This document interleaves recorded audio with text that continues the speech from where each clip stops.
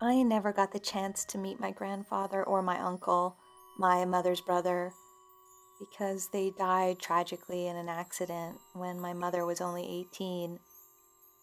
I believe this terrible event was what triggered my mother's subsequent mental decline. She tells a lot of tall tales.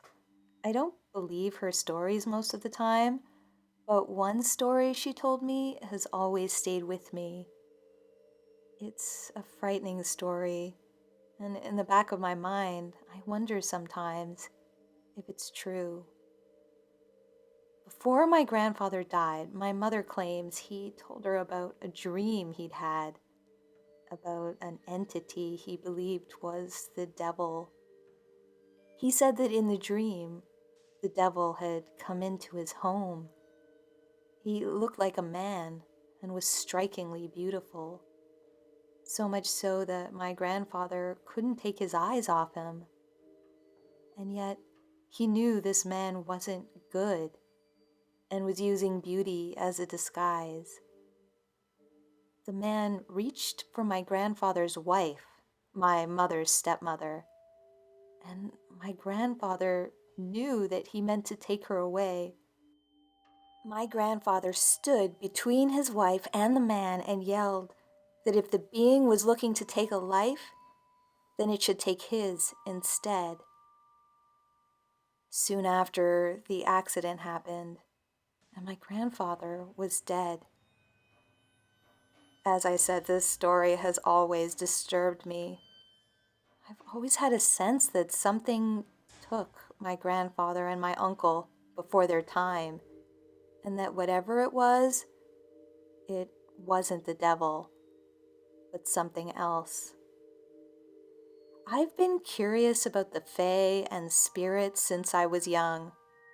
My mother was wary of my interest, but didn't take it too seriously. I was a pretty imaginative child. I thought the wind played with me, the stars were my friends, and the trees could speak at night to whisper secrets. When I was in the first year of elementary school, I started to have this recurring dream of a bright young face with blonde, tight curls and luminous emerald eyes. The face would appear in my dreams, or just before dreaming, or at the corner of my eye or the corner of my memory, and would return to me like a flash of light again and again during my darkest times. I thought it was my guardian angel, and that it was protecting me from the darker things of this world. When I got older, I became more and more interested in the Fae and my own family heritage, and began to research them both earnestly. My mother's ancestors came from Germany, more specifically the southwestern part that is close to Schwarzwald, also known as the Black Forest. It's from this place that some of our most well-known fairy tales have originated.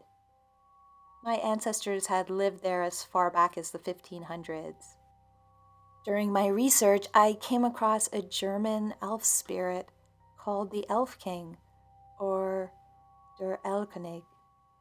He was a spirit like the banshee, but unlike the banshee who comes to mourn, the Elf King takes whatever, whoever he wants. When I discovered this being, it was like a light bulb went off in my mind. I became convinced that the spirit my grandfather dreamed about was not the devil, but the Elf King. After all, my uncle, who also died in the accident, along with my grandfather, was only 14 at the time, and it is said that the Elf King has a fondness for taking the lives of children. I also started to wonder, thinking of my heritage, if something or many things might have followed my ancestors from Germany into the New World.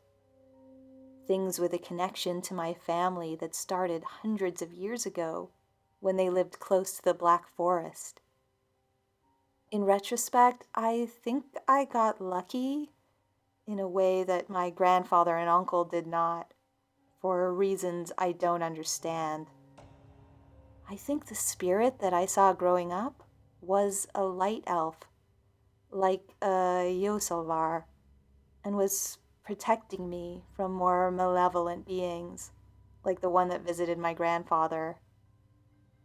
I haven't lived a perfect life, bits of trauma here and there, but there have been times that I have felt something protecting me, keeping the dark beings, like perhaps the Elf King, at bay. It's sad what happened to my mother's family and never getting to meet my grandfather or uncle. Sometimes I wonder, I hope, that the light elf I sometimes see is actually one of them.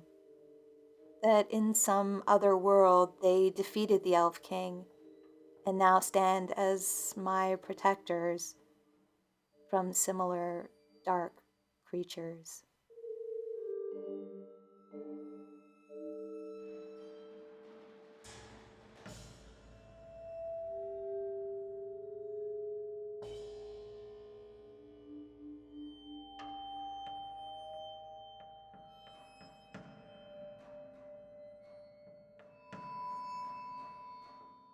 I moved to Iceland a few months ago. This is a country where fairy folklore is still thriving, and many Icelanders still believe in what they call the Hulu folk, or hidden people. It's easy to see why. There's definitely something magical about Icelandic nature that makes you wonder if there's another world hidden behind it. My mother came to visit me soon after I moved here, and one day we were out on a walk with my dog. I live in suburban Reykjavik, so we didn't walk far out in nature or anything, just to a big walking area close to the water. We walked all the way down to the shore, and this is where something peculiar happened. This wasn't a normal beach, just a lot of rocks of various sizes along a shoreline and a few low bushes. As we were standing there looking out over the water, we heard the sound of pebbles dropping. It started small, just one at a time, but then it escalated. Imagine the sound of a pebble the size of a small marble that you drop into a pile of other pebbles. That's what it sounded like at first. But then two pebbles were dropped, and then three at the same time. This sound was coming from a single bush, and it went on for several minutes. We stared at the bush. It wasn't very big, but we couldn't see anything peculiar about it. There didn't appear to be anyone or anything hiding inside or behind it, and we couldn't see anything that looked like pebbles dropping or flying or otherwise.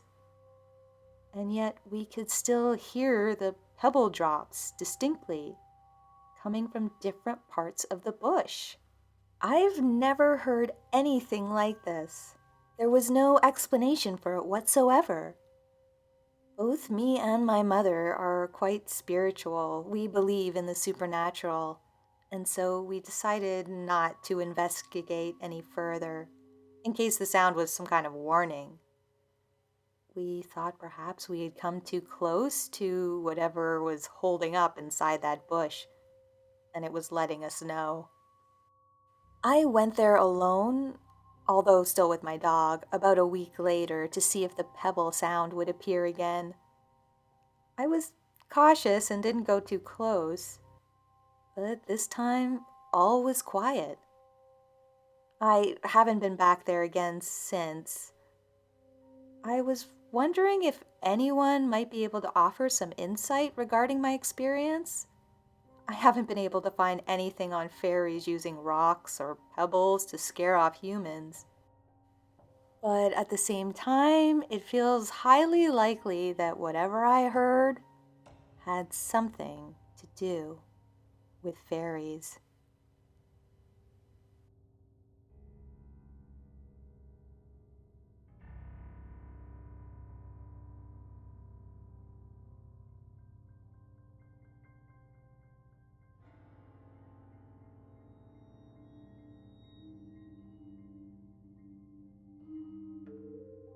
I was sitting on the open back of a flatbed trailer in a field in the English countryside.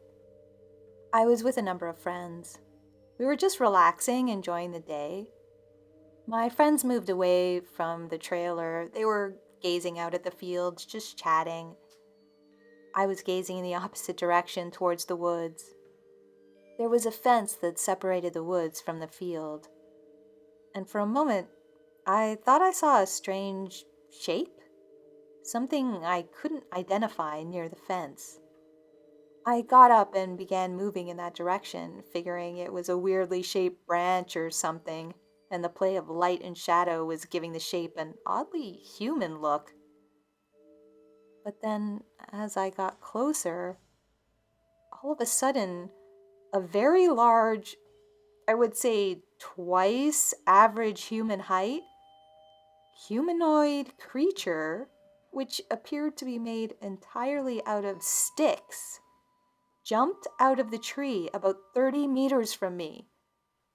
He landed in a crouched position with one hand on the ground in front of him. He seemed to look directly at me for about 5 seconds, and then it jumped straight back up into the tree and sort of moved away with and through the branches along the line of the fence towards the corner of the field. There it turned away from me and went out of sight. I stood there for a few seconds, hardly believing what I just saw. When I recovered from my shock, I called a friend over, and together we went and examined the place where the twig man jumped down. We found nothing there but a strong smell of decay. I don't know what to tell you. It looked like a skeleton made out of sticks. It didn't look like a ghost or alien, and it didn't have wings. It might have been some other type of anomalous creature, but I don't have any other way of categorizing this thing other than fairy.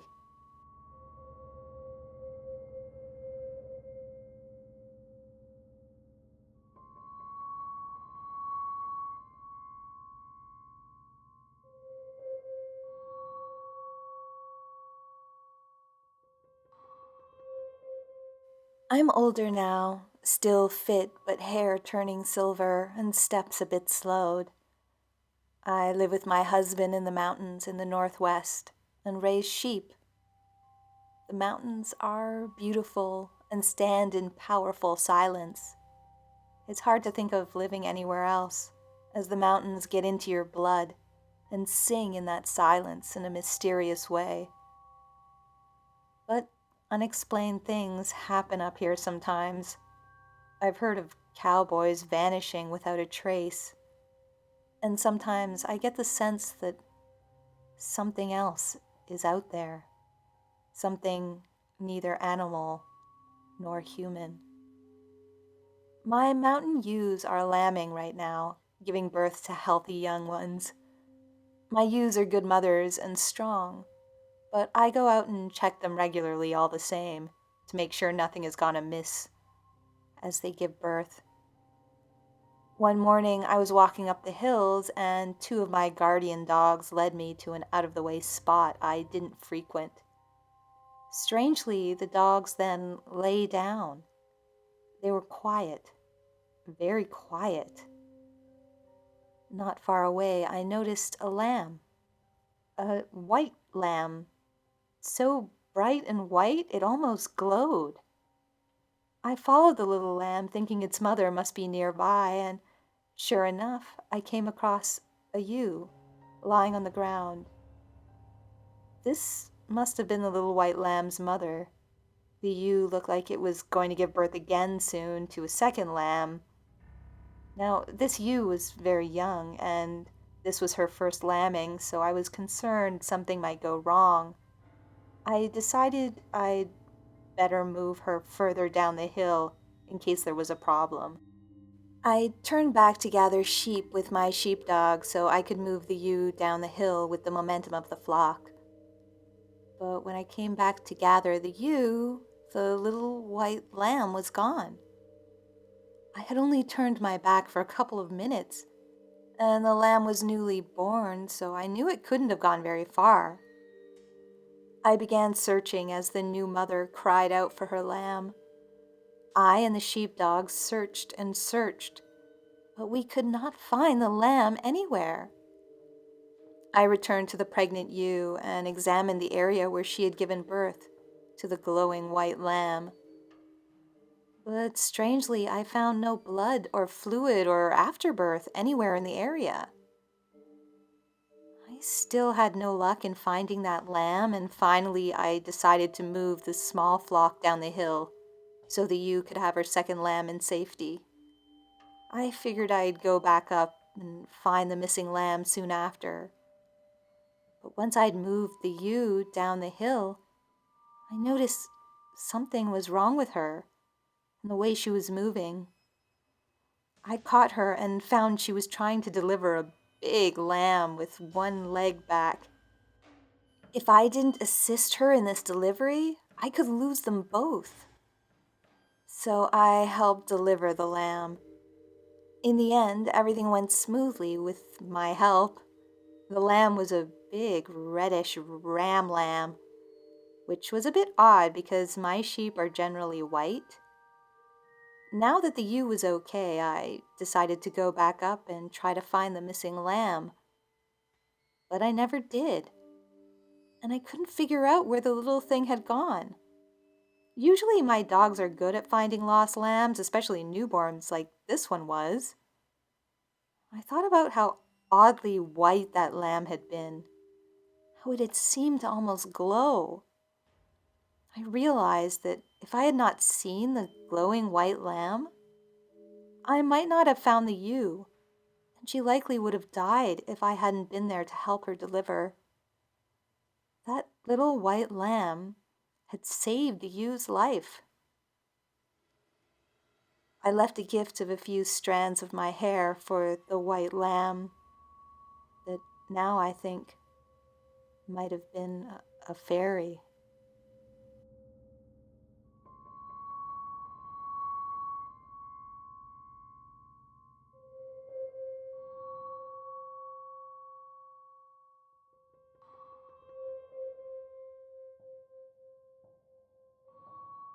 I stumbled upon your channel a few weeks ago, and after watching a bunch of your videos, realized that some of the stories seem to have a familiar theme or feeling that reminded me of this one particular experience I had in my mid-teens. I don't know if you could attribute this experience to the Fae, but at least for me, this would make sense in a sea of other explanations I've come up with over the years. This whole ordeal, as I would later describe it, took place when I was around 15 years old and in my rebellious teenage years. I was living in a pretty rural area not far from the city in North Rhine-Westphalia, Germany. I think it would be best to describe the area as suburban, but more rural than your average suburban area.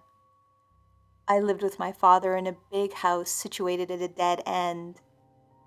We lived on the ground floor. The second floor was rented out to an old couple that lived there before my dad bought the place. It was surrounded by a field on both sides. The field was used by local farmers to grow corn or wheat. For better understanding of the experience, I have to go into a bit of detail concerning the environment around the house. On the left side was nothing but a field that spanned around 100 meters to the next house, which belonged to a farmer. On the right side was a big wooden gate that made a loud, distinctive noise when moved in any direction. Behind the house was a fenced-in path that led to a little entrance, which in turn led to our garden, which was also fenced in, so as to separate the garden from the big field. The fence was a green, very sturdy, 2-meter-high chicken wire fence, which was supported by many poles. Even for me, it was pretty much not possible to dig beneath this fence. as I had tried many times in my childhood years. It was so sturdy that you could even sit on top of it if you wanted to walk away with plenty of bruises. We had two big dogs, and this was one of the reasons we had to keep this fence in good working order. My room faced the right side of the garden entrance. So, on this particular night, I was at home in my room. It must have been around midnight, and it was during the autumn. I was sitting at my desk, facing my computer. It was a rainy night, and I could hear the raindrops pattering on my single big window, which had the blinds slightly closed, but not all the way. Then, all of a sudden, the whole atmosphere of the room started to shift. The sound of the rain, which had been falling gently outside, grew louder and more intense. And suddenly it was so loud, it was like it was raining inside my room. I could hear the raindrops as if it was raining from the ceiling. I looked outside and nothing about the rain had changed. It was still falling as gently as ever. I was already pretty terrified at this point because the shift in the general atmosphere was pretty abrupt and I didn't know what was happening. But then I heard a rustling sound from the end of the entrance where our garden starts, and the sound of the wooden gate moving, all while I heard the rain coming down so intensely all around me that my room should have been underwater. I heard another sound. It was like little footsteps. It reminded me of the footsteps a little child would make. I could distinctly hear two sets of these footsteps. One set seemed to be coming from the left side of the field, and the other from the right. Both footsteps walked straight towards each other and stopped right under my window. I was petrified and trying not to move or even breathe. Then I heard voices, two distinct, high-pitched voices, which I thought at the time sounded like chipmunks from the TV animated series in the 90s. One said something like, "Hey, how are you?" in a pretty loose and chill way. Then the other responded, "Everything's all right. How are you doing?" in a very casual way, like two friends meeting up. They continued to chat back and forth for a few more sentences, but I can't remember the details of what was said, and I don't want to make something up. I really wanted to take a look out of my window again and see what they look like, but I just couldn't. I was dead frozen and totally out of my mind with fear. I didn't understand what was happening at all. To this day, I can still remember those voices, the way they talked, and how they said their goodbyes. They sounded kind of funny and goofy, but at the same time, choppy when it came to their sentences, if that makes any sense. It definitely sounded totally off, but also strangely familiar. And their way of saying their goodbyes was kind of exaggerated, which gave it a menacing undertone. The whole conversation must have lasted about a minute, but I don't remember anything that was said between the initial greeting and their goodbyes. I wish I could remember what they said to each other. It feels like an important part of my memory is missing. I was listening so intently to the conversation, and it was such an intense moment, the kind of moment that should be imprinted on my memory.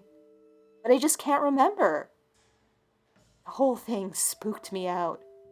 It still spooks me out just thinking about it now, 20 years later. I can't come up with a rational explanation for what happened. I didn't have any friends or neighbors that would or could have played such a prank on me. And in all the years since, no one has come out of the woodwork to confess that it was all a big joke. And it just wasn't possible because the layout of those fields and the gates. Yes, there was a road leading to our house from the right, which could be used without me hearing it if someone walked very silently to the wooden gate. But the left side was pretty much impossible to traverse. No one could get from those fields onto our property without me hearing it. They would have had to climb over the chicken wire fence without me hearing anything, which wasn't possible. And then they would have had to have somehow shrunk in order to make those distinct tiny footsteps that I heard. The whole thing was bizarre. As they left in opposite directions, the rain sounds in my room also faded and returned once again to a normal patter outside my window. I can't explain any of this, but the fact that I can't remember the conversation I overheard is probably what disturbs me the most.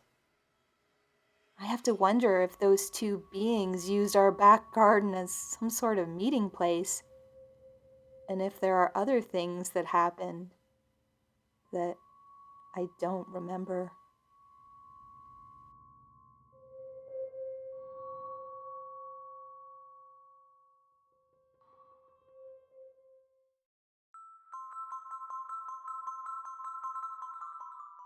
Thanks for watching, and thanks to the subscribers who submitted their stories for this one. Let me know what you thought of these stories in the comments. I'll be there joining the discussion today, answering questions and reacting to comments and suggestions for future content. If you have a story to share, you can check out my website at scaryfairygodmother.com. The link is down in the description. It has a spot where you can submit your stories, comments, questions, or suggestions, and you can also sign up for my mailing list there. It's free to sign up. If you do submit your story or have submitted it in the past, it often takes me time to get to all the stories, but I am really trying to get to all of them. So if you do submit, you can be pretty sure you'll eventually hear your story on this channel. So tune in for that. I'm really trying to get to them all. And thank you so much for taking the time to write it out and share it with all of us. Also, if you're a fairy artist, writer, YouTuber, or musician, or any kind of fairy creator at all, and you'd like to be featured on the community post section of my channel, please send a sample of your work to me as well as your social media links and put fairy art in the subject line, and you can send that to my email, which is in the description. As always, extra special thanks goes out to all of my supporters on Patreon. Just thank you guys so much. You are amazing. And thank you to anyone who's joined the channel or made a one-time donation through PayPal or Coffee. I just appreciate you guys so much and the support you are giving this work. If you like this content and would like to support it, please check out my Patreon page and the other support options in the description below. The stories in this video came courtesy of subscribers and the Fairy Census. Thanks to everyone who submitted. To read the original census story, you can visit the Fairy Investigation Society. The link is also in the description. The stories were edited for dramatic and narration reasons. Please leave a comment below, like, share, and subscribe if you're new. It really does help the channel when you do that. I know YouTubers are always saying this over and over again, but it is really true. Um, it can be difficult to find small niche channels like this one. So whenever you guys share or leave a comment or a like, it really, really does help. So thank you so much for doing that. And until next time, this has been a visit from your scary fairy godmother.